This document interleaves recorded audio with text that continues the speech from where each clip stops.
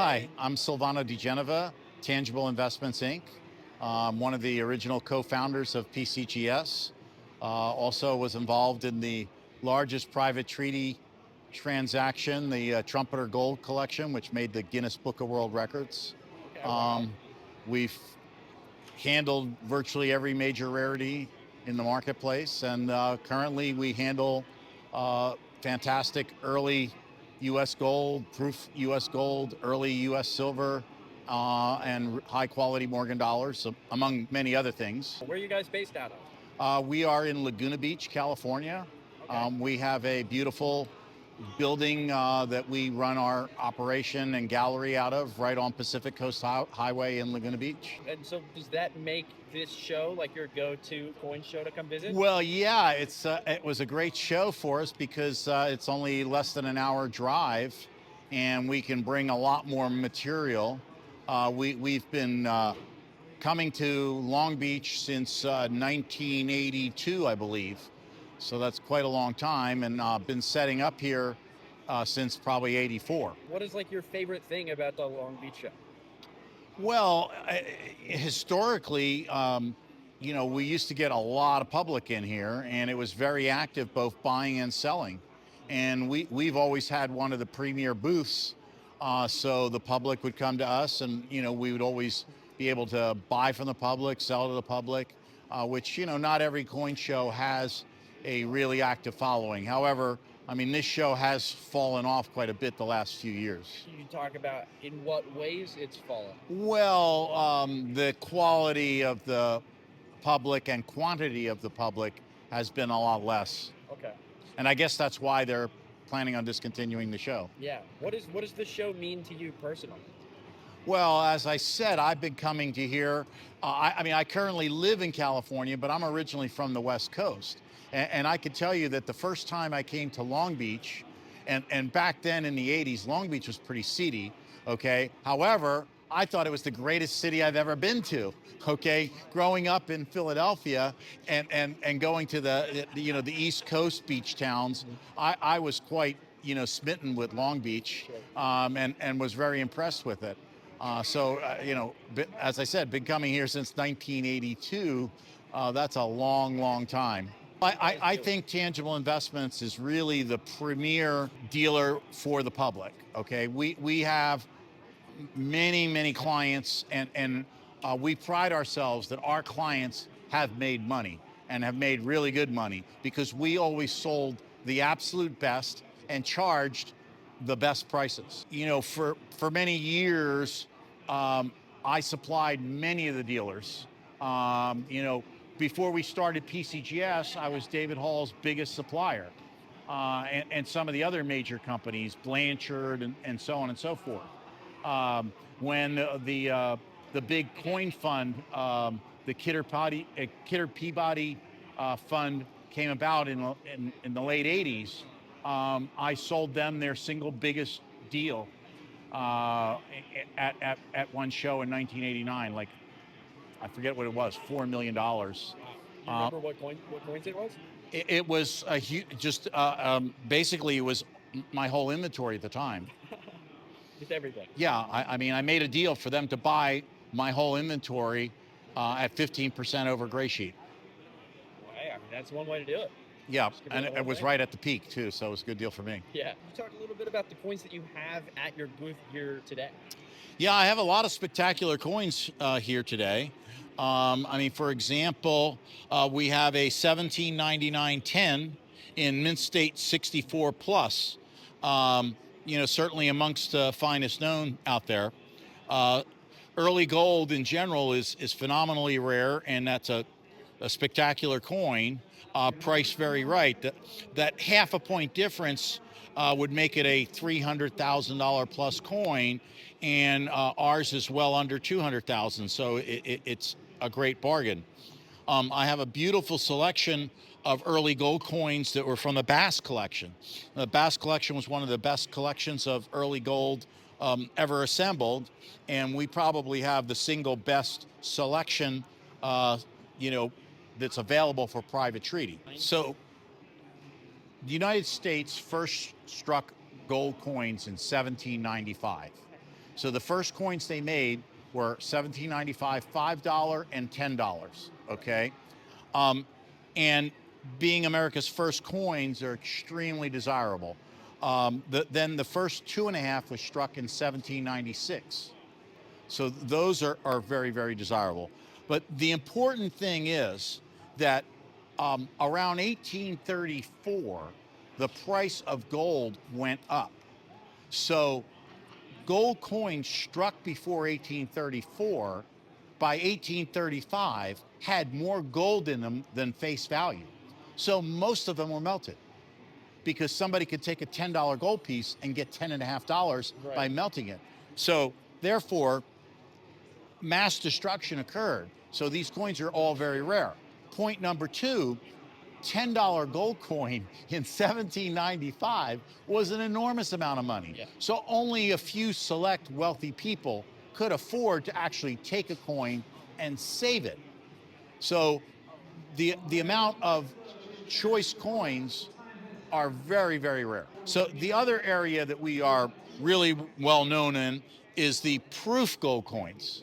So proof gold coins unofficially were struck from the 1820s on, but anything prior to say 65 in a proof gold coin is also excessively rare. And proof gold coins were made in very small numbers. You know, in some cases, only a small handful. For example, we just sold the 1845 gold proof set, less than 5 coins of each denomination, 2.5, 5, and 10, were ever struck. We currently have the finest set of Stellas. Now, the Stellas they're one of the most incredible and historical U.S. coins because the whole concept in 1879, a senator decided that in Europe, there were all these gold-denominated coins, 20 francs, 20 lira, 20 marks, that were basically the equivalent in gold weight of a little bit under our $5 gold piece, okay? So he decided, well, we need to make a coin to compete with these European coins. So we're gonna make a $4 gold piece. So the US had a $3 and a $5. They decided to make, and in 1879, they struck some experimental coins.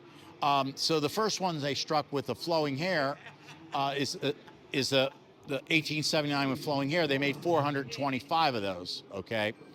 It's believed that they struck 25 originals and then 400 restrikes, and that's the most common. Even though it's the most common, it's one of the rarest US coins at 425. They then also struck a coiled hair design in 1879. In the coiled hair design, they only made about 30 coins, and that is probably the single rarest type coin is the Stella with the coiled hair. Yeah. The following year, so this project did not go well and was not, decided to go into production, but they still struck an 1880 flowing hair, which had a minage of about 35, okay? And they struck an 1880 coiled hair, which had a minage of about 15. And only probably 5 or 6 1880 coiled hair Stellas exist today.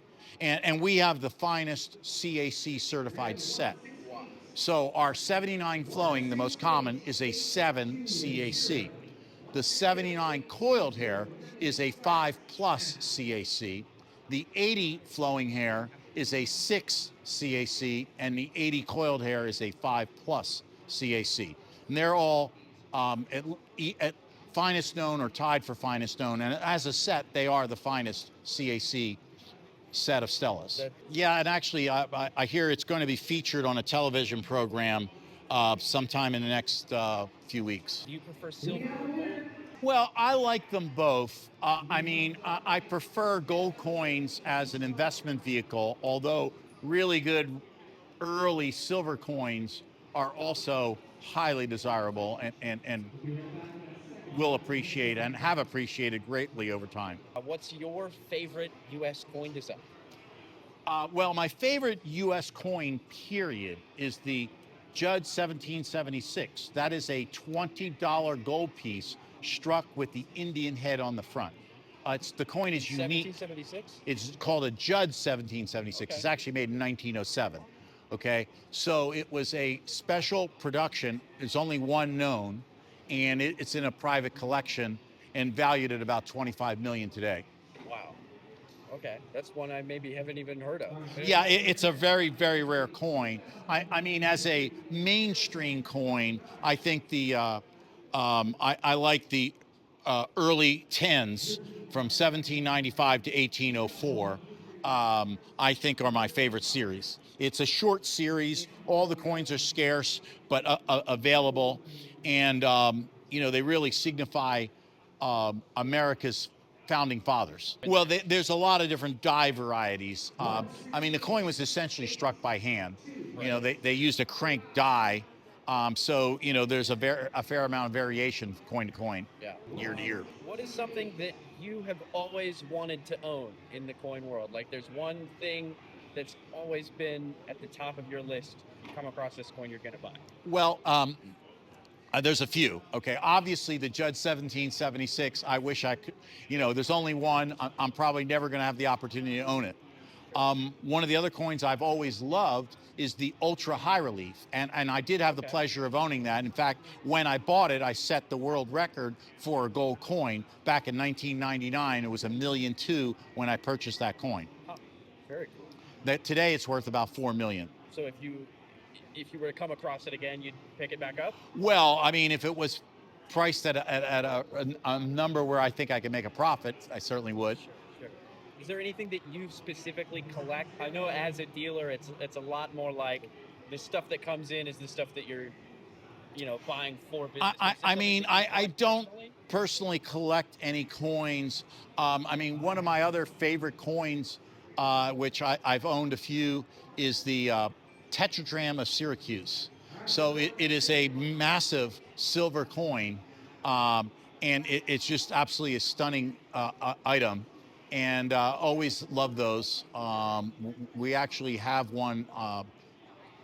I think it's actually here. I might be able to get it.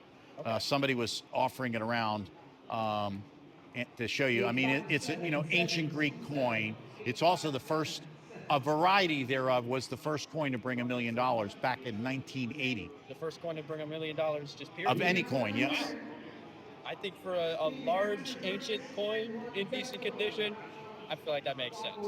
Yeah, well, the reality is it actually has not appreciated anywhere near as well as U.S. coins, simply because more of them were discovered. Okay, yeah. That tracks. I would think like the ancient coin market as well isn't as developed as. Yeah, it's not as developed. B, it's a bit more speculative in that, no one has any idea how many exist. Right. And coins are dug up, in the ancient world. Every day. Every day. I read that they have to keep postponing some kind of tunnel project because every couple meters they dig into the rock, it's just, we found another relic or something. Exactly, that happens. We're also big fans of the Morgan Dollar series, particularly the deep mirror proof likes. So here's two examples of really rare deep mirror proof likes. A proof-like coin is a coin that appears to be a proof because it was one of the first few struck, and it has a beautiful mirror finish and a frosted cameo face.